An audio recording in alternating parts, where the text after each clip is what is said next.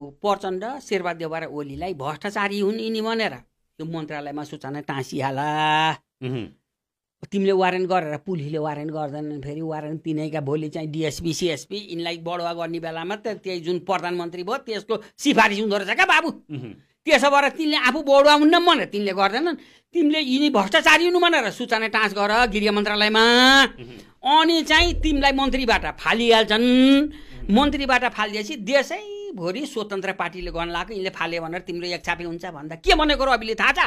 अनि त्यो अन्त्यरा चाहिँ रविलाई त्यो भनेपछि रविले के भनेको, हामी मन्त्री यहाँ छौँ र पो मन्त्रीबाट बाहिर हुने भने त हामीलाई त गन्दै गन्दैनन् भन्ने त्यही रवि हो, त्यही रवि हो। सहकारी भन्यो, सहकारीमा जम्मै त जीवी राई, नाम मात्रै जीवी राई भन्ने ठगेर खाने रवि हो। यो रविका पछि लाउने मान्छे एकजना गतिलो देखाउनुहोस् त।